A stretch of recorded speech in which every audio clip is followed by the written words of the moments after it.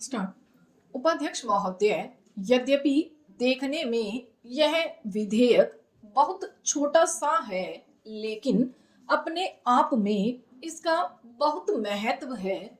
जैसा कि मंत्री महोदय ने उद्देश्य और कारणों में इसका विवरण दिया है, जितने भी हमारे केंद्रीय नियम बनते हैं अथवा आदेश जारी होते हैं, उन सब का अनुवाद राज्यों की भाषाओं में जिन जिन राज्यों में जिन जिन भाषाओं को अपनी राज्य भाषा के रूप में अंगीकृत किया हुआ है, उन सभी में अधिकृत रूप में प्राप्त हो सके और उसको विधि के रूप में मान्यता प्राप्त हो, इसलिए इस प्रकार का यह विधेयक यहाँ पर लाया गया है।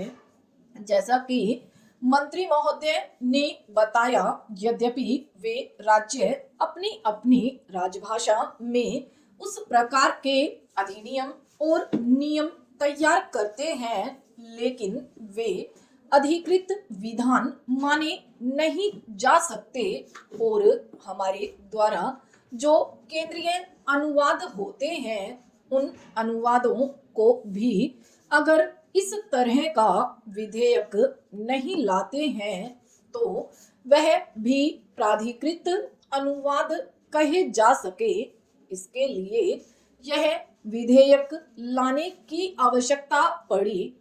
मुझे अत्यंत आश्चर्य है कि हमारे संविधान के अनुच्छेद 8 में 15 भाषाओं को अधिकृत भाषाओं के रूप में मान्यता दी है, लेकिन वित्तीय ज्ञापन के पैराग्राफ 3 में उन्होंने बताया है कि भाषाओं में वह अनुवाद करेंगे।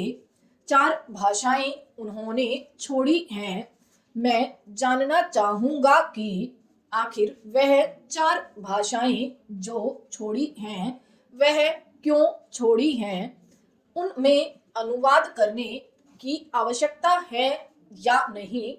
यदि नहीं तो मंत्री महोदय बताएं कि यह आवश्यकता क्यों नहीं है।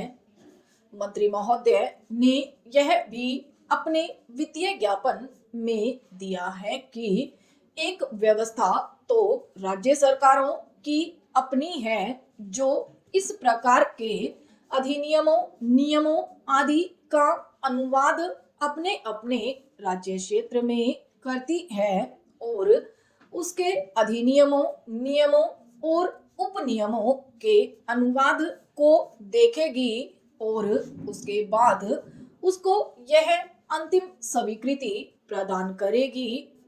तो क्या इस प्रकार की व्यवस्था नहीं हो सकती जिसमें यह दोहरी व्यवस्था न हो कि राज्य में अलग और केंद्र में अलग हो।